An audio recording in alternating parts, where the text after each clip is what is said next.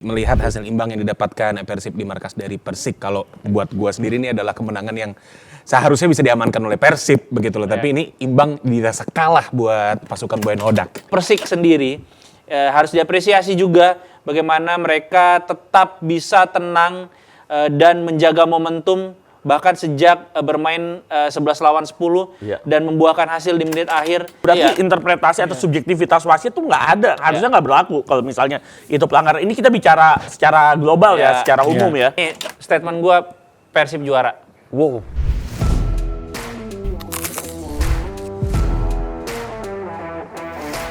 Tahun baru, semangat baru dan juga pastinya gairah baru untuk kita bersama-sama menyambut 2026 dengan semangat dan pastinya riang gembira. Apalagi kalau ngomongin soal sepak bola Indonesia. Di Gibah Bola, seperti biasa kita hadir untuk menemani para penggibah untuk bisa membahas hal-hal yang menarik seputar sepak bola Indonesia. Dan untuk di episode pertama yang kita take 2026 ini kita akan ngebahas soal pertandingan yang seru-seru di pekan ke-16 Super League. So, welcome to Gibah Bola!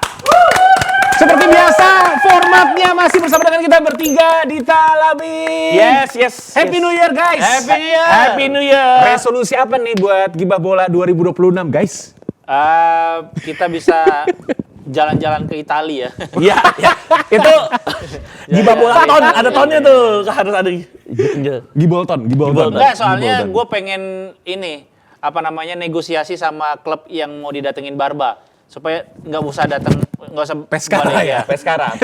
Tapi kan info terakhirnya Barba mau ke Aris FC Yunani kan. Ya. Nah, tapi kalau gue resolusinya, gue sih harapannya kalau resolusi gue agak bingung ya. Tapi gue pengennya setiap langkah gue diberikan kemudahan. Selalu diberikan jalan untuk mendapatkan hal yang terbaik. Kalau resolusi kayaknya terlalu muluk-muluk, tapi gue pengen selalu memberikan yang terbaik buat diri gue, buat keluarga dan orang-orang sekitar gue. Amin. Dan ya kalau gue pribadi sih sebetulnya ini sederhana aja untuk sobat penggibah ya, kita bersinar bareng-bareng, kita melangkah bareng-bareng untuk bisa memberikan impact sepak bola Indonesia pada lebih baik ya 2026. Bener-bener semua ya, gue doang yang melucui ya. Kalau ditanyain bener-bener. Gua ngikut Labib kan, energinya udah energi bapak banget nih. Gue pikir tadi mau ada selipan-selipan punchline, ternyata serius. Inginnya gitu. Tapi kalau namanya bicara mimpi, jangan bercanda gitu. Yang lain boleh deh. Monggo. Cuman ini ngomongin mimpi ya. Ini mimpi 2026 pastinya buat sobat penggibah, apalagi yang merupakan fans dari Persib. Mimpinya udah mulai tercapai satu-satu, ya kan? Dimana memang untuk Persib sendiri di 2026 akan tetap laju ke fase knockout dari ACL II. 16 besar ya? 16 besar, ini mimpi loh, ya kan? Karena memang ini adalah harapan yang mungkin tertunda juga kalau kita melihat track record Persib di tahun lalu ya. Dan di tahun ini Ratchaburi akan menjadi lawan dari Persib Bandung. Dan ditambah lagi juga di Super League, ini seru banget, ini yang bakal kita bahas ya. Pekan ke-16. Di mana Persib menghadapi tuan rumah Persik dan berkesudahan dengan skor 1-1. Awalnya gue pikir ini udah menang nih, 90+2 tuh kayak Persib 1-0 gitu kan. Wah udah menang nih, ternyata 1-1 Gusi. Jadi gimana?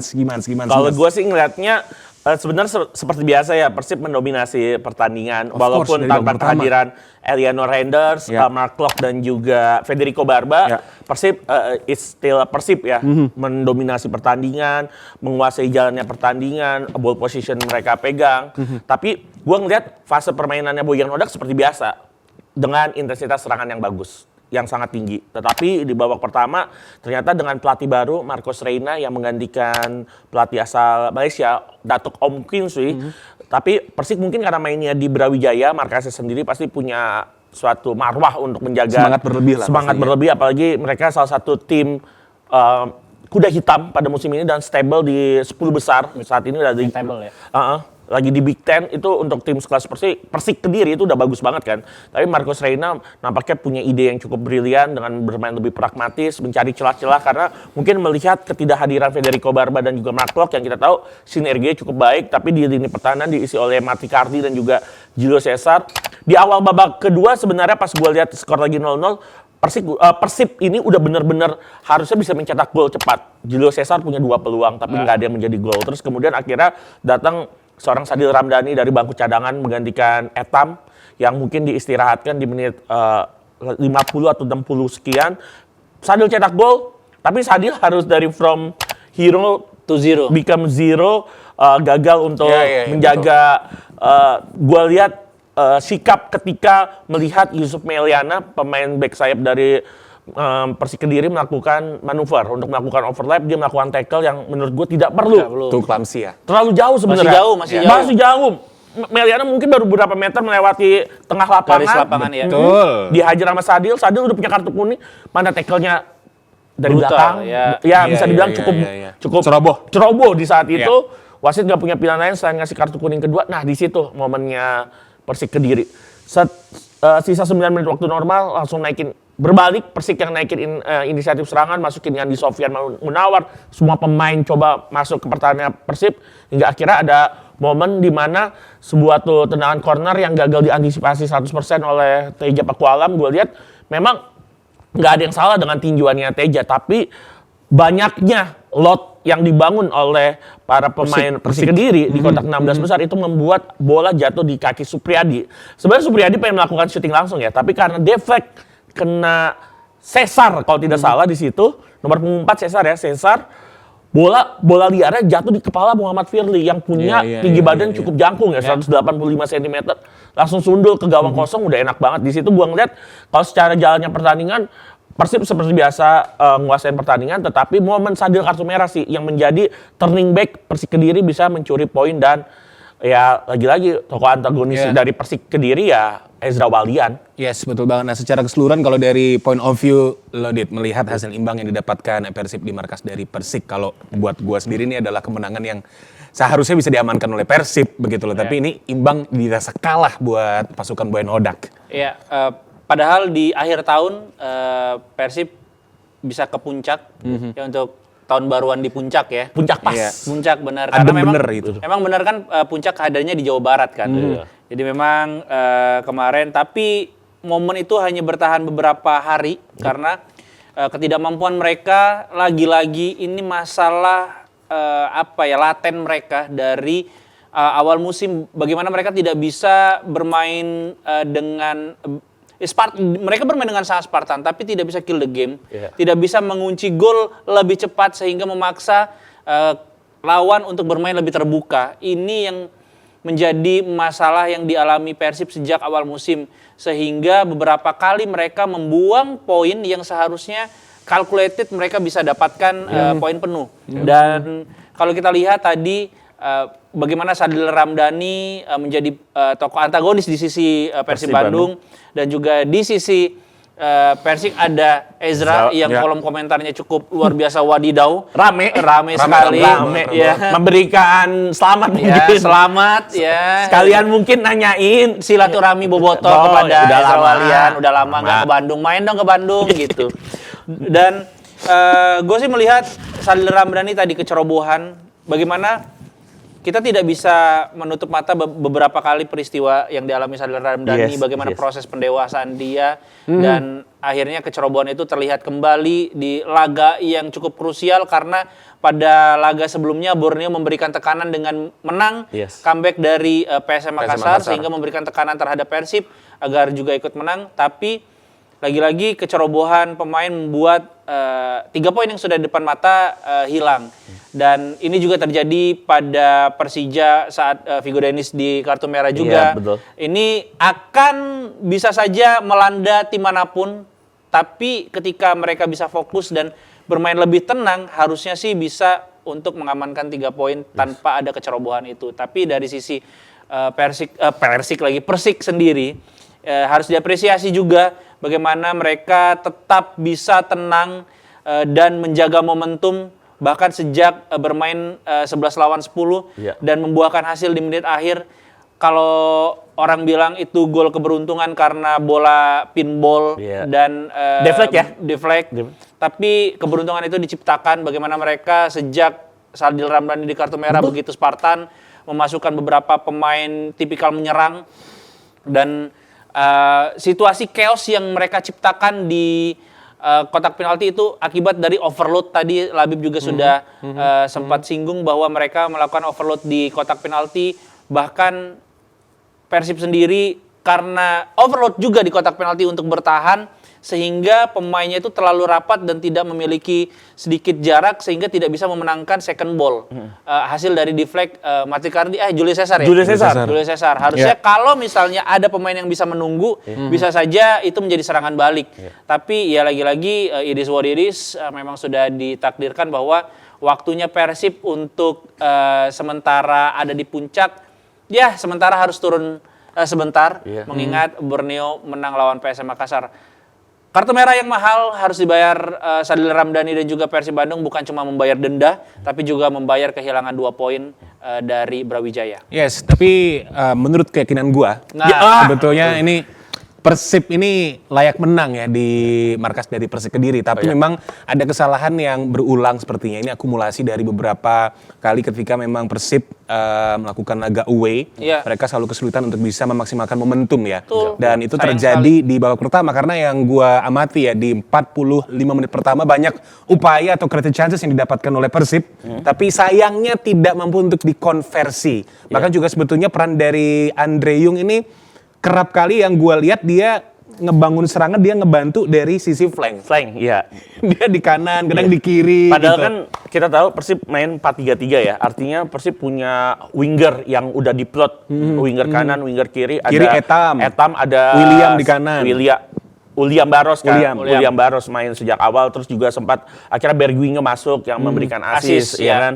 Itu menurut gue udah cukup tepat. Tapi memang Andrew Yang ini tipe striker modern mungkin yang bukan tipe yang target man banget. Dia mungkin betul. Bisa sebagai wide, poacher. Bisa wide. Jadi poacher, jadi wide striker yang Complete, ini sebenarnya ketika Andrew Yang melebar harusnya winger ada yang ngisi posisi Andrew Yang di tengah. Kan idealnya seperti itu. Tipikal Mandzukic dia. Iya, mau melebar kan. Tapi sebenarnya kan udah diplotnya sebagai seorang center forward murni, kecuali main dengan formasi 4-5-1 begitu. Artinya nggak ada striker sayap, cuma punya gelandang sayap, ya Andrew Yang tipe yang cocok. Maka dari itu harus ada adjustment dari Coach Boyan menghadapi laga selanjutnya yang cukup sangat bergengsi. Harus tahu bagaimana butuhnya seorang Andrew Yang yang bisa membongkar pertahanan lawan, atau Ramon Tanque yang striker menunggu. Ramon Tanque sama Andrew Yang akhirnya ketemu nih. Kapan harus dimainin ya? Kapan harus dimainin ya? Aktifnya akhirnya kelihatan nih. Oh, ternyata Andrew Yang adalah striker yang bisa ngebongkar pertahanan lawan dari sisi sayap. Sedangkan Ramon Tanque adalah striker yang menunggu passing yang nyaman, passing yang enak untuk ia makan di dalam kotak penalti. Nah, nanti tinggal bagaimana nih pendekatan atau approach dari Coach Boyan menghadapi laga-laga selanjutnya. Masih ada sekitar 18 pekan lagi ke depan yang akan menghadapi lawan-lawan yang berbeda ya. Ini tinggal bagaimana kepintaran dan kecerdikan Coach Boyan aja sih, melihat siapa yang lebih dibutuhkan dari setiap lawan yang dihadapi Persib Bandung. Ya, tapi juga ada positif ya dari hasil imbang ini yang bisa untuk didapatkan oleh Persib ya, termasuk juga pastinya Boyan Hodak yang dimana yang kita kayaknya lebih tahu. Positif Borneo sama Persija sih ya. Cuman positifnya untuk Persib, kita mempositifkan hasil ini ya, adalah Boyan Hodak tahu dia perlu untuk melakukan apa, mencari pemain seperti apa yang bisa untuk meningkatkan lagi. Karena kan dari segi produktivitas yang gue lihat Persib 26 gol ya berarti kalau nggak salah. 26 gol dibandingkan 4 tim teratas yang punya kesempatan mengisi posisi pertama sebelum liga berakhir di bulan pertama. Persib paling rendah catatan golnya. Dan Indonesia juga head to head kalau tidak salah ya. Itulah kenapa kemarin lawan Borneo dia lebih di atas. Karena head to head, karena udah ketemu. Kalau kenapa Persija akhirnya sekarang saat ini lagi peringkat 2? Karena belum ketemu. Yang dipakai adalah selisih gol dulu. Makanya kalau udah ketemu berarti head to head kan? Head to head. Yes, jadi ya menurut gua sih sebetulnya ya dengan hasil menghadapi Persik jangan sampai ini terulang lagi, karena kan memang yang kita tahu setiap pertandingan lawan tim manapun sebetulnya Persib itu diunggulkan gitu loh. Persib jelas. Selalu punya possibility untuk bisa mengamankan kemenangan, tapi hanya saja memang kekurangan dari Maung Bandung itu adalah conversion golnya sebetulnya. Dan William Marsilio udah pasti cabut. Ya kan, ini yang pastinya menjadi tanda tanya siapa yang akan menjadi pengganti dari William Marsilio. Namanya udah muncul nih. Kreatif merchantnya ya. Ada beberapa nama. Betul. Luna ya salah satunya ya. Yes, Luna Maya. Ya. bukan. Luna. Adrian Luna ya. Adrian Luna. Bekas pemain dari klub India Super League. Bel Kelser. Agak sulit namanya. Iya. Ya pokoknya salah satu pemain yang lama membela klub di India Super League. Oke lah ini. Oke banget. Tapi kalau misalnya dilihat juga sisi positifnya tadi, mungkin Persib agak sedikit beruntung kalau saja waktu pertandingan lebih panjang sedikit, momentum bisa diambil oleh Persik Kediri kemarin. Oh iya, itu Iya, itu Persik ketika Persik main berarti 9+6 ya dia Iya. hampir sekitar 15 menit sama waktu tambahan itu benar-benar jadi momentumnya Iya, Persik Kediri. betul. Kalau mungkin ada 5 menit lagi ada aja. 5 menit lagi, Iya sih, soalnya iya sih. kalau gue inget setelah kartu merah yang didapat Sadil Ramdhani, tadi Dita udah ngomong masukin pemain yang bertipe menyerang, itu Persik punya 3 peluang. Iya. 3 peluang bersih itu Teja Pakualam udah mengamankan bola luar biasa, tapi memang di momen terakhir ketika tinjuan Teja Pakualam menurut gua nggak optimal ya, karena jatuhnya nggak begitu jauh. Akhirnya di situ Supriyadi pintar banget nunggu pas banget di bibir kotak penalti sih. Jadi ya udahlah. Iya, dan positif lainnya Let adalah it be. penalti yang gak jadi untuk Persik. Iya. Iya kan? Kalau lu ngeliatnya gimana? Kalau gue jujur ya, gue ngelihatnya itu harusnya penalti, jujur gitu. Karena harus dari beberapa angle kan? Iya, dari beberapa angle, tapi kan kita tahu ya bahwa ya Ada subjektivitas. ada subjektivitas juga di sana.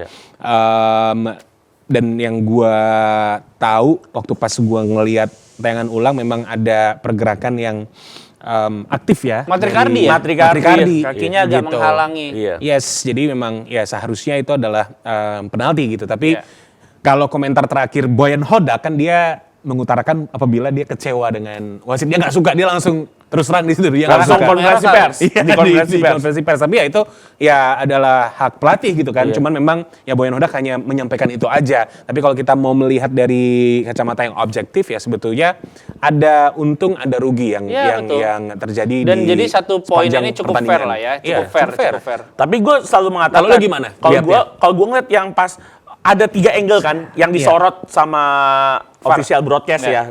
Dari VAR juga, pasti VAR dapat dari official broadcast. Memang ada, taruhlah dari sudut pandang A, terlihat memang ada sedikit diving dari seorang Muhammad Supriyadi gitu. Tapi ada di salah satu sudut pandang, gue lihat itu di tayangan kedua atau tayangan ketiga gitu, memang ada gerakan dari Matrikardi yang mencoba menghalangi pergerakan dari Supriyadi yang melakukan cutting inside di sana. Tapi mungkin ya ini lagi-lagi balik ke interpretasi wasit. Wasit memutuskan bahwa tidak jadi penalti. Tapi memang ketika berarti sudut pandang yang diambil wasit ketika dia menunjuk titik putih itu adalah sudut pandang yang diambil salah satu kamera bahwa ada gerakan yang dilakukan oleh Matrikardi. Tapi ya udah dicek di VAR bahwa itu adalah bukan suatu penalti, bukan gerakan stop promising attacking juga mungkin yang dilakukan oleh Matrikardi kepada Supriyadi. Ya udahlah, ini mungkin satu gol yang tidak jadi dari penalti mungkin diberikannya lewat gol di menit terakhir mungkin Lebih dramatis. Lebih dramatis. It's part of game, ya. It's part of the game, goal. Part of the game. Dan setiap orang yang lihat punya opini masing-masing ya sebetulnya. Betul. Ya. Tapi balik lagi nggak sih, gue pernah bilang dalam tweet gue, ketika suatu tim mendapatkan wasit yang nggak kompeten, artinya tim lu harus siap-siap, tim lain harus siap-siap mendapatkan wasit yang nggak kompeten juga. Maksudnya ada mungkin di laga Persija Semen Padang gue sempat bilang bahwa harusnya 2 pemain Semen Padang di kartu merah, Samuel Christensen dan juga Firman mendapatkan 2 kali yellow card. Tetapi gue bilang itu pelanggarannya keras dua-duanya hingga akhirnya dua-duanya kalau tidak salah atau cuma Firman yang akhirnya ditarik oleh pelatih Semen Padang. Gue bilang ini ketika Persija mendapatkan wasit yang nggak kompeten, artinya tim-tim lain juga punya potensi mendapatkan wasit nggak kompeten dan akhirnya ya mungkin Marcos Reina berkelakar bahwa itu harusnya penalti timnya. Mungkin juga Boyan Hodak kemarin juga dalam konferensi pers harusnya nggak kartu kuning. Harusnya Supriyadi mendapatkan kartu kuning sejak awal. Jadi kartu kuning yang didapatkan Supriyadi itu kartu merah atau pelanggaran Sadil harusnya 1 kartu kuning saja dari 2 pelanggaran ya itulah. Wasit yang gak kompeten akhirnya menghadirkan suatu intrik di luar pertandingan atau setelah pertandingan. Sebenarnya tuh harus ada konsistensi aja sebenarnya bagaimana ketika ini dikatakan call penalti, ya pelanggaran yang menyerupai dan similar dengan pelanggaran seperti itu ya harusnya juga mendapatkan penalti, kartu merah yang seperti apa juga kalau misalnya mirip-mirip seperti itu juga kartu merah. Jadi ada konsistensi aja seharusnya sih kayak gitu. Karena ada beberapa wasit yang menaikkan standar pelanggaran mereka karena tensi pertandingan yang keras. Jadi soft touch itu tidak dianggap pelanggaran, tapi balik lagi Ya kalau mau kayak gitu ya memang harus konsisten aja gitu. Iya, berarti harus ada aturan yang sangat baku. Berarti Iya. interpretasi atau subjektivitas wasit tuh nggak ada, harusnya nggak berlaku kalau misalnya itu pelanggaran. Ini kita bicara secara global ya, secara umum ya. Tapi kan nggak bisa sepak bola bener-bener rigid gitu tuh nggak bisa. Bukan Itu- kayak 1+1 itu sama dengan 2 akan nggak bisa. kehilangan ya drama sepak bolanya gitu. Iya, Itu sih iya, sebenarnya. iya. Ya mungkin yang jauh bisa menjadi validasi adalah di saat kita lihat lagi Love the Game ya sebetulnya. Iya, Iya. LOTG-nya sebenarnya. LOTG-nya Tapi terlepas dari itu, sorry James, terlepas dari itu semua, mau siapapun kita tidak bergantung, meskipun non teknis itu sangat berpengaruh Yes. pada hasil. Tapi balik lagi, ketika tim memang sudah siap dengan segala kemungkinan yang ada dan mempersiapkan pertandingan dengan sangat baik, gua rasa sih memang harusnya keputusan wasit itu tidak akan banyak mempengaruhi. Iya, Oh, iya, iya. gue selalu percaya kalau teknis itu yang paling utama sih sebetulnya. Subasa waktu lawan Prancis kan berapa kali dianulir golnya? Papin, lawan Iya, Papin. lawan ini. Jean-Pierre. Ya kan Jean-Pierre. berapa kali, tapi Iya. kata dia, ayo kita dengan Kesel kekuatan kita dia sendiri sampai kesel, bisa ya benar. akhirnya menang comeback. Iya. Tapi Subasa. itu ada Lo beberapa mengambil analogi yang tepat sih Itu sebetulnya. ada Ya. gitu, Itu tapi tepat. ada Relate beberapa banget. pelatih kelas dunia juga mengatakan mau wasit seamburadul apa megang pertandingan kalau tim kita bisa mencetak lebih dari Iya. gol yang diciptakan lawan, kita tetap menang. Still a win. Ya, Meskipun memang Nah. itu sangat mempengaruhi baik Mental dari sih. sisi Mental, pertandingan fokus, gamesnya, konsentrasi, momentum game secara juga keseluruhan. dan juga mental pemain memang. Jadi ya semoga semakin baiklah kualitas Amin. dari sisi apapun sih. Iya. Itu Iya, aja. Jadi berprogres bareng-bareng sih ya sebetulnya ya. Itu Baik resolusi dari 2026 lah. wasit, itu resolusi agar Ini resolusi semakin dari meningkat operator gitu dan federasi kualitasnya. ya, lebih Dari tepat. tahun berapa ya? Dari tahun berapa gitu. Wasit lebih baik. Iya, dari QNB League kayaknya. Iya. Ya, tapi sebenarnya kalau misalnya nanti tadi ya Labib mengatakan bahwa suatu saat kita yang mungkin akan dirugikan wasit, kita yang akan diuntungkan wasit, lebih baik tidak usah menjadikan wasit sebagai alasan atas kegagalan. Itu aja sih. Iya sih. Wah, gong itu tadi Gong ya. tuh. Karena suatu saat kita akan bisa aja diuntungkan gitu. Iya, kita bisa juga dirugikan. Iya. Iya, tinggal Iya. nunggu putarannya aja. Kesimpulannya adalah pada intinya itu teknis di atas segala-galanya dari non teknis itu Ya, yang perlu betul. untuk dipersiapkan Betul. oleh tim manapun, termasuk juga pastinya Persib yang memang punya kans cukup besar untuk bisa bersaing kembali pastinya kan Oh, ini masih sangat terbuka besar lah. masih panjang juga perjalanan Jauh, begitu. jauh. Cuman sedikit gua tebelin ya tadi yang gua sampaikan di awal ya bahwa ada momentum bagi Boyan Hodak untuk merefleksikan setahun 2025 untuk persaingan di paruh musim kedua, apalagi kan masih ada Persija Jakarta nantinya yang akan dihadapi oleh Yes. Maung Bandung Yes. di pekan ke-17 alias sebelum paruh musim kedua begitu.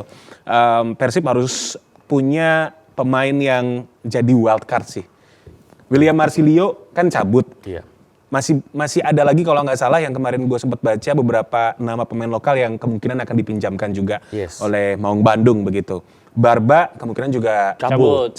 begitu. Jadi memang ada beberapa slot yang nantinya bisa untuk diisi oleh pemain-pemain baru. Nah inilah momentum dari Maung Bandung untuk kembali memperkuat lagi regrouping, tapi tidak terlalu untuk bongkar pasang kan sebetulnya, hanya saja memilih pemain-pemain yang tepat untuk meningkatkan lagi Menyusun puzzle yang hilang aja. produktivitas dari Maung Bandung sih. Iya sih, kalau gue lihat memang kalau bicaranya tadi James produktivitas, gue sepakat ya. Harus kalau berani ya, kalau ngelihat apakah Andrew Yang dan juga Ramon Tanki mencetak gol.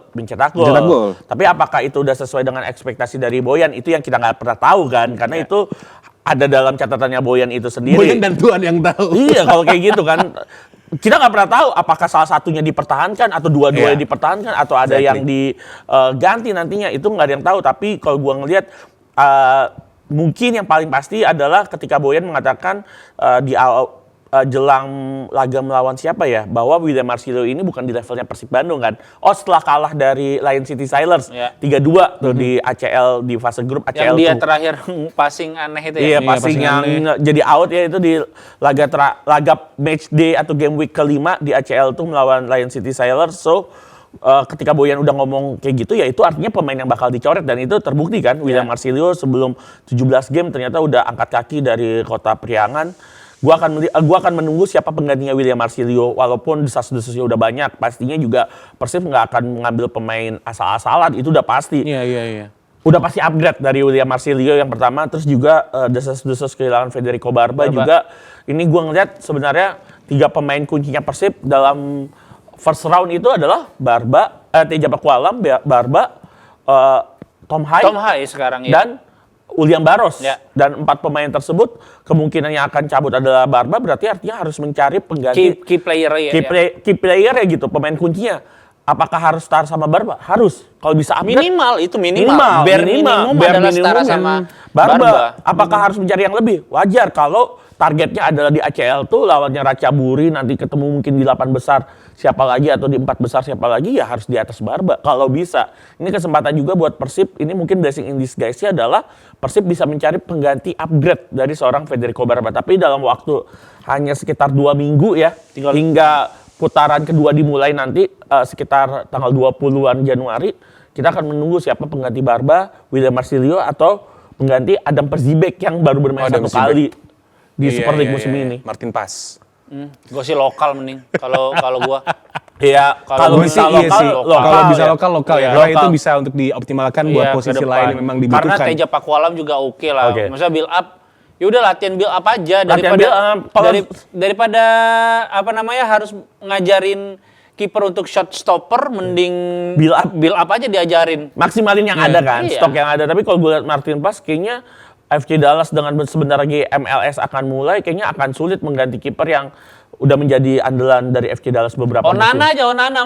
Waduh. Lagi nggak dipanggil timnas Kamerun tuh. Waduh. Tapi mungkin bisa jadi dipanggil ya kalau misalkan masuk ke Super League ya. Iya, karena karena kan liga Pablo terbaik Garnet- dunia. Brody. Nggak boleh kayak gitu. Super League nggak boleh diremehkan.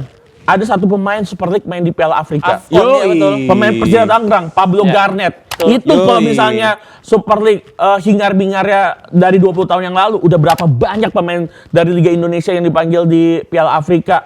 Ridwan Barkowi bisa Ridwan dipanggil. Barkowi, betul. Terus Iya. juga pemain-pemain kayak Lansine Kone, Pantai Gading bisa Tapi dipanggil. waktu itu Zarahan kan kepanggil. Liberia, tapi Liberianya nggak main Piala Afrika. Sayang sekali. Iya. Apalagi Oh, nanti BKB-nya ya yang pernah dipanggil timnas Kamerun. desas-desusnya itu pemain-pemain asing yang di Liga India juga bakal merapat ke Nah, Indonesia. udah banyak banget. Udah banyak banget. Kalau gue sih pengganti William Marcisio sih mending dari Jepang lah. Kayak bagus gitu Iya. dari Jepang. Iya. Kubo bisa Kubo.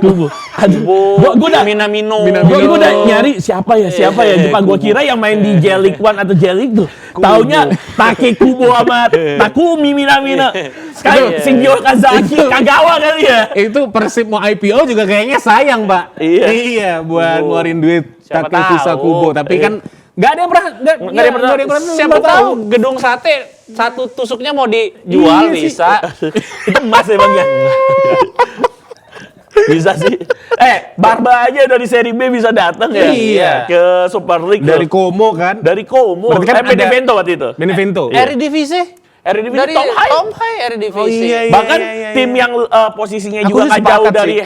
dari siapa? Bisa Kan lah. Tom Hai mainnya di ini kan Almer kan. Iya. Dari Heracles Almelo aja Jordi Bryan main Ah. di Bali United. Bali United pemain Eredivisie banyak banget. Banyak pemain Nico Eredivisie. Mayer, Tapi gua nggak tau ya, gue punya feeling Weghorst juga bisa ke Persib sebetulnya.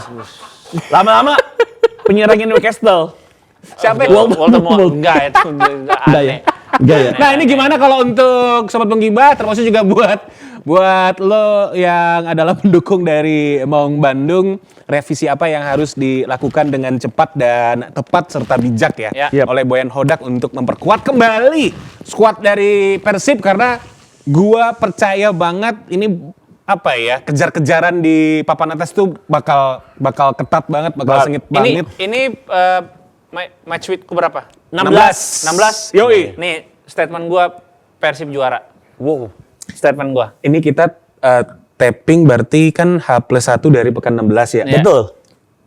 Tolong untuk editor ini dijadiin Iya. satu klip gitu ya. Kalau nantinya Maung Bandung juara, Iya. Betul. iya kan? Persib juara hat-trick. Mantap. Mantap. Tapi yang gue yakini emang Persib potensial banget untuk bisa hat-trick juara 70% menurut gua. 60-70%.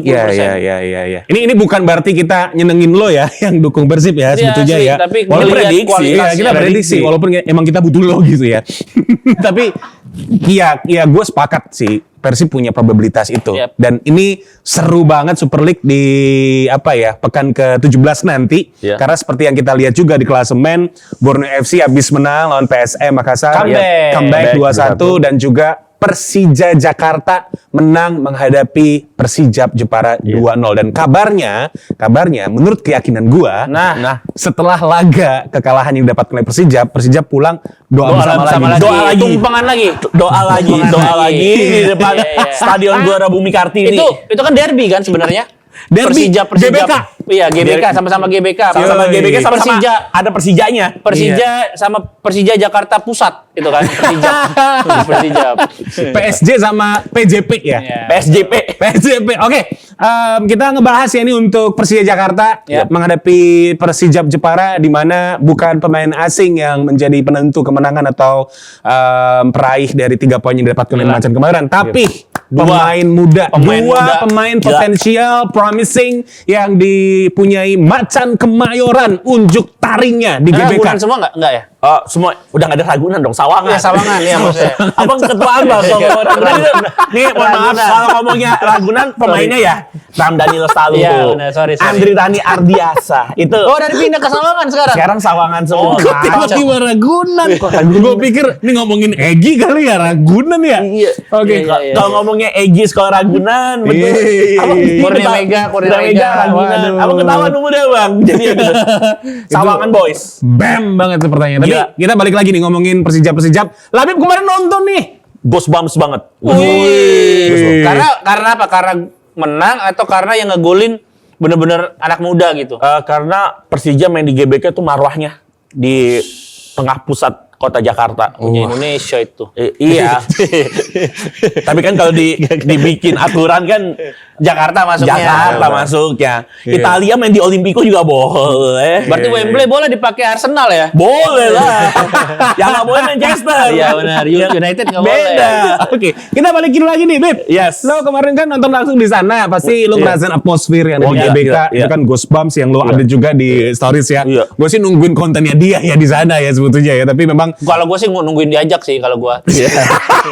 Tapi gue bukan konten kreator ya, lo nungguin ya. Gue nungguin lo. Secara keseluruhan lo mengamati bagaimana permainan dari Persija Jakarta. Kita tahu jika memang oke lah, positifnya adalah kita bisa kembali melihat apabila terlebih dari 3 poinnya sih sebetulnya. Gua respect dengan bagaimana gol-gol dari Persija ini justru hadirnya bukan dari foreign player mereka gitu. Dari Brazil. Yes, tapi dari 2 pemain muda. Sawangan de Brazil. Iya. Sawangan de Brazil. Iya. Yang penuh akan potensi. Ragunan. Dan golnya berkelas, skemanya oke. Oke ya, kalau gue lihat memang salah satu kenapa akhirnya pemain muda bisa unjuk gigi adalah ada beberapa pemain yang kalau misalkan mendapatkan kartu kuning di laga melawan Persijap nggak main lawan Persib Bandung. Itu salah satu kepintaran yang diambil oleh Mauricio Souza sekaligus rotasi perjudian yang diambil oleh Mauricio Souza. Itu gue mencatat akhirnya Persija setelah terakhir pekan kedua, akhirnya di pekan ke-16 dia memainkan pemain lokalnya itu lebih banyak daripada pemain asingnya. Itu ada pemain lokalnya adalah kemarin Rakun Excel untuk Rukun Tahu, Doni Pamungkas, lalu ini yang intinya dulu ya, Ardiansyah Abdul Manan, terus juga ada Rizky Ridho, terus juga ada sayap kiri Doni Pamungkas sudah ya. Ini siapa lagi? Oh, Hanif Syabani juga Witan Sulaiman. 6. Gue ngeliat akhirnya lebih banyak pemain lokalnya daripada pemain asing yang ada di starting line up. Dan total pemain lokal yang main di laga tersebut sekaligus sama pemain cadangan itu 9 pemain. Dan Persija memang sebelumnya pernah memaksimalkan 9 pemain lokal ketika sama cadangannya masuk ya. Itu 9 pemain, tapi udah lama banget Persija nggak mainin 6 pemain lokal di starting line up dan itu suatu keberanian sekaligus perjudian lawan Persijap. Betul di 45 menit pertama sempat kesulitan membongkar low blocknya Persijap. Nggak ada pilihan dari pelatihnya Lemos untuk bermain low block, bermain bertahan. Cuma emang Persijap kurangnya adalah minim kreativitas walaupun coba memaksimalkan Carlos França dan juga Alexis Gomez plus Rosal gol kalau kata Gautama Sindu ya, Rosal gol yang nggak ada golnya itu.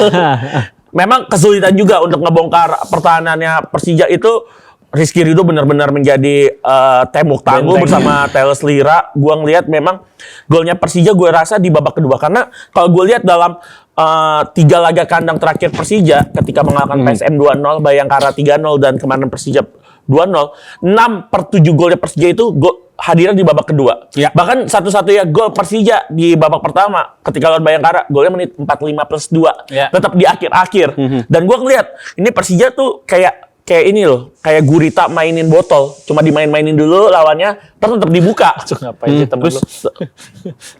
Tetap di unlock ya, tetap ke unlock pertahanan Persija. Dan menariknya adalah golnya Ardiansyah bagus banget. Ya. Anak futsal banget dia. Emang jebolan futsal SMA 90 kan dia. Walaupun agak deflect ya? Enggak, di pressing. Enggak, itu kena. Iya, ada defleksi deflectnya, sedikit. makanya Ada kena. defleksi sedikit. Oh, ini kena ke sini dia ada 2 ini kan. Bukan pemain, itu bloknya dari pemain Persija Dikit banget. Ya, dikit. Jadi ya apapun itu kan Tapi tetap kan itu mengarah ke gawang. mengarah ke Iya. gawang, dan beruntungnya akhirnya Sendri Johansa jadi salah jatuh, mengantisipasi iya. kan. Dan gue ngeliat memang golnya bagus banget, skemanya bagus banget, apresiasi buat Hanif Hanif ya? yang Hanif lakukan Sabandi yang turning. kasih assist bagus itu. Dia lewati melakukan turning, 2 pemain Persija dilewatin, dan 1 pemain yang dapat apresiasi adalah Excel. Narik 2 pemain Iya. dari Persija untuk ngedorong Excel. Dan di situ Ardiansyah juga bilang kan dalam sesi conference setelah dapat player of the match, dia bilang, saya melihat Excel narik 2 pemain dari Persija, saya yang masuk ke tengah. Ya. Dan itu yang bikin kaget Brito dan kawan-kawan. Brito tuh bukan sekolah ya. The Brito di ya. Jogja itu. Back tengahnya Persija. Ya. Habis itu melakukan suatu shooting yang ya benar ada deflect sedikit. Ya.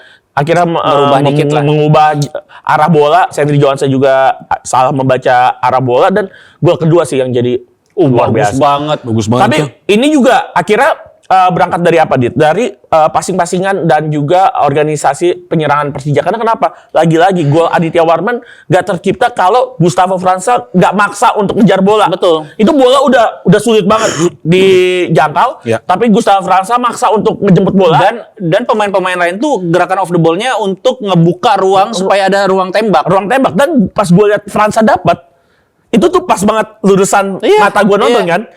Ditarik bola ke Aditya Warman di bibir kotak penalti. Gue kira Aditya Warman bakal Crossing. Oh. Ternyata langsung melakukan shooting. Ya. Tapi dia kaki kanan kan Kaki emang. kan. Dan itu gue kalau pernah crossing. diciptakan Aditya Warman ketika timnas U20 lawan Maladewa U20. Persis kayak gitu. Yang umpan tapi Doni Pamungkas saat itu di Wes. timnas U20 sama-sama Persija Connection kan. Dan gue ngeliat golnya Aditya Warman. Gila, ini pemain dua-duanya banyak berkeliaran sejak Elite Pro Academy Persija, tiba-tiba udah main di tim aja menurut gue udah bagus, apalagi dapat minute Yeah. play. Ardiansyah sekarang udah hampir dipastikan kalau misalkan penyerang sayap ada yang cedera, Ardi yang main sejak awal. Jadi udah backup 1 Ardiansyah, dan kemarin main sejak menit pertama ini udah menjadi starting line up kedua dalam 4 laganya Ardiansyah. Itu menurut gue udah bagus banget, atau 5 laganya Ardiansyah. Menurut gue udah bagus banget untuk anak usia 20 tahun.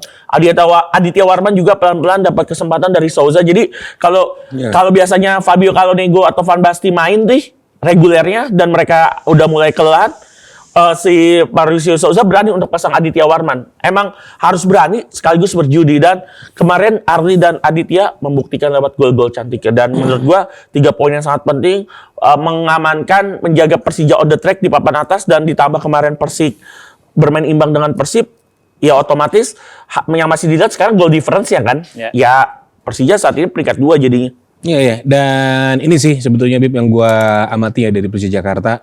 Tentunya memang bagi Macan Kemayoran butuh komitmen ya untuk bisa terus menghadirkan dan juga menggembleng pemain-pemain muda. For your info, Jam, Ya. sorry. Ini adalah laga 190 sekian berturut-turut Persija pakai pemain Elite Pro Academy-nya. Ya. Berturut-turut ya. Ya, that's a good things gitu loh sebetulnya. Very good untuk things. Persija Jakarta, that's why kan itu ya butuh komitmen yang serius ya Iya, untuk jelas. untuk setiap tim manapun, dan memang Persija Panen. Persija sudah ada di level itu gitu loh untuk bisa mempromosikan pemain-pemain muda dari Elite Pro Academy mereka, dan memang keseriusan ini sudah mulai terlihat dari zaman bubble ya saat itu. Sebenarnya dari 2000 zaman iya benar 2021 Iya, 2022. Iya. Ketika masih Doni ada Pamungkas masih 16 tahun 7 bulan udah. di saat masih ada Mas Ganesha di sana. Betul. Yang cukup serius ya tentunya Angkat untuk topi bisa buat Mas Ganesha yang saat ini menciptakan di Persebaya. DNA di Persebaya. Karena kan memang itu Tapi DNA Persebaya yang juga mencoba untuk diciptakan. EPA-nya juga sama baik. Sama bagus. Respect. Terus juga Tony Firmansyah. Ini Marceng. Marceng juga. Jadi kayak ini Iya. dua klub yang memang serius ya untuk pembinaan usia mudanya. Dan apresiasi juga pasti untuk Maurizio Sousa yang memberikan minute play, memberikan kepercayaan karena ya balik lagi ya pemain muda mereka butuh ruang untuk berkembang dan juga kepercayaan untuk bisa memboosting motivasi mereka juga dan ya itu yang dimiliki oleh Arliansyah. Dia punya atribut yang cukup baik, out of positionnya bagus kemarin, terlihat banget dan kemudian juga untuk Aditya Gunawarman ya. Aditya Warman. Aditya Warman. Dia dipercaya sama Bu Email katanya, Warman. Beda bukan yang itu. Beda orang. Our local jokes ya guys ya. Iya. Cuman ini kan berarti membuktikan ya sebetulnya pemain-pemain muda yang dimiliki oleh Persija Jakarta ini punya atribut-atribut yang menjanjikan gitu. Sebenarnya bisa berada di level tertinggi di situ dan gua ngeliat so far Persija akan sejauh mana terus memaksimalkan pemain muda karena saat ini gua ngeliat pemain-pemain yang dihadirkan sejak era bubble 2021-2022 udah menjadi core-nya Persija saat ini beberapa nama ya. Salah satunya ya Doni Pamungkas, belum lagi Rehan Hanan yang belum Cedera ya dia? Rehan Hanan kemarin sempat cedera, sekarang udah pelan-pelan dikasih menit play lagi. Belum lagi Arliansyah dan juga Zahabi Goli yang masih ada dalam tim. Zahabi Goli. Pemain Piala Dunia. Pencetak gol Piala Dunia. Masih ada Zahabi Goli. Iya. Tapi ini adalah hasil yang membuat persaingan semakin menarik ya pastinya. Pasti, di semakin Super ketat. League semakin ketat juga. Apalagi kedua tim ini ya, Persib dan juga Persija akan bertemu. Akan bentrok di GBLA. Dan ini kan kalau kita lihat Persib dan Persija itu kalau kan tajuknya El Clasico. El Clasico. Ya meskipun gak klasik-klasik banget lah ya. Karena kalau klasik kan Persib ya lawannya PSMS semacam ya seperti itulah ya. Persija ya Persebaya gitu. Tapi ini adalah laga terbesar dan kalau kita ibaratkan ini tuh kalau El Clasico Barcelonanya tuh Persija karena mereka itu pemain akademi. Tapi ibu kotanya kebalik dengan Persib yang Los Galacticos gitu untuk saat ini. Betul. Yang ngebedain ibu kotanya aja. Betul. Di Persija. Tapi kalau gua berkaca pada pertandingan lawan Persijap kemarin, ini semacam nafas yang lega untuk Maurizio Sousa karena perjudiannya terbayar sehingga nanti ketika mereka bertandang ke GBLA naik wush itu kemungkinan besar ya. Mereka punya fresh leg, banyak fresh legnya. Jadi pemain-pemain yang masih fresh kemudian juga tidak terkena akumulasi kartu itu sangat penting sehingga mereka bisa menurunkan skuad terbaik yang ada meskipun Alano kemarin sempat ditipu di Instagram ya. Iya, kena 2,2 juta. 2,2 juta karena beli sepatu ya. Bodong lagi beli sepatunya ya. Beli sepatunya ya mungkin yang diinginkan Alano sepatu model Karena lama. klasik, karena pemain luar tuh yang main di sini pengennya yang klasik. Klasik emang gitu. sepatu model yang lama. Iya. Tapi tadi balik lagi ketika tanpa mendiskreditkan Persijap yang memang saat ini sedang berjuang di zona degradasi, tapi adalah keputusan yang wise, keputusan yang bijak dari Maurizio Sousa untuk mengistirahatkan dan merotasi serta memberikan minute play kepada pemain muda karena sangat beralasan sekali bermain di GBK, dukungan full supporter dan Persijap yang mungkin sedang tidak dalam performa terbaiknya. Jadi inilah saat mereka untuk mengistirahatkan pemain dan mencoba memberikan kepercayaan kepada pemain muda yang akhirnya dibayar tuntas di laga tersebut. Jadi ini kalau menurut gua ini congratulations untuk Maurizio Sousa yang berhasil memenangkan perjudian. Dan clean sheet lagi ya itu yang juga modal pentingnya ya, adalah di putaran kedua jadi udah pede punya pemain-pemain muda dapat minute play yang cukup di putaran pertama, jadi putaran kedua udah panas tuh pemain-pemain. Benar. Dan mungkin sedikit bisa memberikan gambaran ya buat sobat penggibah ya. FYI nih guys. Jadi gua itu pernah mendapat pengalaman nemenin tim ini main di GBK saat itu. Dan ternyata memang yang kalah 5-0 itu ya? Iya. Soalnya Persija selalu menang pesta gol ketemu PSS.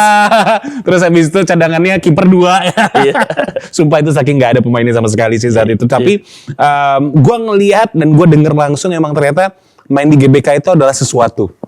Jadi apalagi buat pemain muda ya, Iya. itu Iyalah. sesuatu banget gitu loh sebetulnya. Cetak gol di GBK gitu. Wow, Di hadapan puluhan banyak ribu ternyata penonton. pemain-pemain lokal kita, apalagi juga ya mungkin ya angkatan-angkatan yang baru ya, mungkin gue bisa untuk kategorikan yang pemain kelahiran 90, 2000-an, di saat bisa untuk punya kesempatan menghadapi Persija Jakarta gitu loh, mainnya bisa di GBK, mereka Seneng banget. seneng banget gitu loh, excited banget, dan itu yang gue lihat dari beberapa pemain saat itu gitu loh. Ada nervousnya juga, Iya, tapi pasti. ada senengnya juga karena bisa posting Instagram, fitnya jadi bagus gitu kan Itu sebetulnya. rata-rata mau kalah mau menang, yang main Yoi. di GBK semua posting feed Instagram. Yoi. Cakep. Cakep. Cakep. Cakep. Posting foto di Iya. GBK. Gue yakin juga Wahyudi Hamisi juga habis itu kan foto juga di sana Wahyudi Hamisi. Pasti. Kapten. Sama di depan tuku katanya. Tuku GBK. Agak jauh jalan kaki itu. Jalan, Pak. Jauh. Jauh. Itu kan Iya. di patung ya. Depan Iya, patung iya. itu. Depan patung Yes. bener. Dan ya itulah yang pastinya memang di nanti ya untuk siapapun itu pemain, termasuk juga pastinya Persija Jakarta yang punya privilege untuk bisa menggunakan GBK iya. pastinya. Belum kebobolan loh Persija main di Belum GBK. kebobolan. Nah itu tuh. Jadi ya pasti ada aja gitu yin and yang-nya ya. Iya. Di GBK. Oke, kita beralih tipis untuk ngomongin Persijap. Enggak dong, Persijap yang sabar ya untuk pendukung dari Persijap Jepara ya. Iya. Tapi ada pemain asing bagus tuh yang masuk ke Persijap. Ada Katanya dua bagus. ya. Ada dua. Bekas pemain Likwang. Itu fotonya lagi ngejaga Neymar karena main lawan PSG. Keren. Keren. Keren. Tapi kan Ngejaga Neymar. Yoi. Satpam rumahnya Neymar di Brasil, di Paris, di Paris, di Jerman. Ditunggu aja gebrakan dari Persijap Jepara. Ya, gue mau lihat sih dua pemain asing Iya. yang digadang-gadang pernah jaga Neymar di Ligue 1 Prancis dan pernah jaga Messi di La Liga. Ini bisa works apa enggak? Enggak kan yang masalahnya pernah jaga lewat apa enggaknya kan nggak ada di foto. Gak ada tuh. Iya. Cuma lagi jagain Lagi doang. jaga Iya. doang. Paling kan misalkan di foto cuma gini doang nih. Iya. Kalau kata Iya. Johnny Jensen Bali United, tim-tim di Liga Indonesia itu kebanyakan beli pemain itu dari YouTube, Iya. sama dari media sosial. Gila. Itu lucu banget sih. itu lucu banget. Itu jujur gue sebagai pengamat gak mau ngebantah apa yang dikatakan oleh Johnny Jensen. Kalau cuman berdasarkan Instagram mah beli telefuti aja telefuti. Telefuti ada tuh, Zik Zik bagus tuh. Ada sama Zik. Donisa tuh. Iya, Donisa. Ini kita intermezzo ya. Itu gong banget sih. Itu lucu banget. Itu gong banget karena gue akhirnya kan awalnya dari baca tuh, Iya. ya kan baca di kalau nggak salah Pandit ya, Pandit. Ya media online lah. Ya media online gitu kan. Johnny Jensen protes karena dia cuma dapat video dari YouTube gitu loh. Dia butuh Buat striker. pemainnya dia, di putaran Buat kedua. pemainnya dia gitu. Dan ternyata itu ada press con-nya dan Iya. itu ada video yang dimana memang gue baru kali ini gue salut sama pelatih asing yang mau untuk terbuka Speak up, ya. speak up itu. Sebenarnya banyak. Sebetulnya kan banyak, tapi kan rata-rata takut gaji dipotong ya. Iya. Tapi ini adalah sesuatu gitu loh, karena akhirnya ya walaupun memang Johnny Jensen kan tidak punya tanggung jawab lebih untuk mengupgrade kualitas dari semua tim di Liga Indonesia gitu, tapi dia punya komitmen dengan Bali United. Yes. Dan itu adalah good things menurut gua. Sangat good things. Apalagi juga yang mungkin mau tahu gitu ya bagaimana behind the scene dari setiap tim di Indonesia. Udah dari YouTube itu Dari juga. YouTube. Itu juga editan Tapi grok katanya. itu feeling gue ya. Editan grok Feeling kayaknya. gue Johnny Jensen dikasih sama manajemen klubnya. Ini pemain yang bakal datang nih di putaran Iya. kedua. Siapa pemainnya? Ini YouTube-nya. Iya. Nah. Kaget loh. Pelatih Eredivisie, lama di Eredivisie, top flight Liga Eropa itu bisa bilang Eredivisie 5 besar, 10 Iya. besar Eropa. Iya, Dikasih pemain iya, pakai bener. YouTube. Karena YouTube musik lagi. bukan. Gak kelihatan. Bukan. Tapi gue jadi flashback gitu loh, bahwa awalnya gue pikir itu bisa dinormalisasi guys. Yes. Awalnya gitu kan. Tapi ketika gue amatin lagi gitu, oh ini kayaknya salah kalau budayanya kayak gini. Yes, yes. Ini sebelum Johnny Jensen memaparkan itu ya. Karena masih gua rasa 80% lah. Nih, 80% tim di Super League itu masih menggunakan adat itu. Apalagi kalau misalkan memang punya relasi dengan agen. Iya, yes. Ya kan? Jadi agen itu kadang dihubungin sama CEO atau sama manajer gitu. Gue butuh nih pemain asing, gue butuh 11. Posisinya ini gitu. Nah, agen itu kan bukan scouting, ya kan? Iya. Dia penjual. Dia kan dia. penjual, Marketing dia kan dia. brokernya, Iya. gitu. Nah, tapi budaya di sini adalah agen yang ngirim video. Nih gue punya pemain nih, Iya. ya kan? Coba lo lihat ya, ini videonya gue ada. Ibarat nih, video ini portofolio dari si pemain. Yang dilihat asisnya, biasanya nih ya. Ini gue tahu, gue banyak ketemu agen yang cuma Iya kan? ngasih pemain berdasarkan sosial media ya. Itu di video itu biasa ada golnya, ada asisnya, ada lagi holding bola, lagi kontrol bola, terus passing. Iya, udah diedit di CapCut Udah di CapCut, udah kena itu sama CapCut. Tapi ada juga kok sebetulnya agen yang memang ya punya visi, dia bisa untuk memberikan jaminan walaupun memang kan itu adalah spekulasi ya sebetulnya Iya. untuk pemain asing Jual gitu loh. CV sih sebenarnya yang Iya. paling masuk akal, jual CV. gitu. Cuman ya ini adalah indikator penting sebetulnya untuk masing-masing atau ya 18 kontestan di Super League untuk bisa meningkatkan kembali mutu atau kualitasnya Oh, iya. bahwa scouting ini dibutuhkan gitu loh. Oh, Dan jelas. Johnny Jansen juga memaparkan apabila ya di Belanda tuh nggak kayak gini. Ya beda lah. Ada divisi-divisinya gitu sebetulnya memang untuk bisa menentangkan pemain, baik pemain lokal dan juga pemain asing. Iya. Tapi two thumbs up buat Johnny Johnny Jansen. Jansen berani ngomong. Aduh, matur suksma pokoknya. Iya. Coach Sukses ya. Jansen. Yang udah mulai mendapatkan perform terbaiknya bersama Bali Iya, United. walaupun masih sulit ya untuk menang ya. Oh, Tapi udah 3 kali menang dalam udah 3 lima kali game. menang, bagus. Ya, bagus tuh. Kopitovic ya kayaknya nggak cocok di Indonesia kayaknya. Cocoknya di Singapura League aja. Di Singapura. Berarti yang cocok ini ya, Taichman Gopal ya. Oke, tipis nih sebelum Iya. kita berpisah dengan sobat penggibah ya di episode kali ini, Borneo FC yang berhasil remontada. Iya. Ya, karena dengan hasil ini berarti ada kemungkinan Borneo FC bisa ada di puncak klasemen untuk menutup paruh musim pertama. Ya. Ya, kalau gue lihat sih lawan berikutnya Borneo FC kan Persita. Persita Tangerang. Persita Tangerang. Persita tuh peringkat 6 ya? 5 ya? Lima besar ini. Oh, geser PSM. Iya, PSM lagi turun kemarin draw ya, PSM ya atau menang padahal menang. Tipis 1-0. Oh, Persitanya juga menang lawan Persisol 3-1. 3-1 3-3, lawan Persisol itu bagus banget Persita dan menurut gua Borneo FC ternyata di 5 atau 6 laga terakhir ada beberapa laga yang ternyata menghadapi tim yang ada di 6 besar. Ya salah satunya kalah dari Persib Bandung dan sebagainya. Gua rasa Borneo juga menghadapi lawan yang sulit, terus kemudian juga Persija ketemu Persib Bandung nanti di pekan ke-17. Sebenarnya menarik adalah jika Borneo kalah dari Persita, Persija dan Persib imbang, Malut United menang dari Persebaya, Yoi. Malut United akan menutup paruh musim pertama peringkat dengan- pertama. Peringkat Ya. pertama. Itu lucu. Jadi semua Oh iya, tim ada possibility ada ya possibility. menurutnya. Jadi tim yang ada di 4 besar saat ini Anjir. di pekan ke-17 besok semuanya punya peluang untuk menutup putaran pertama Ya. dengan Seru menjadi lagi tuh.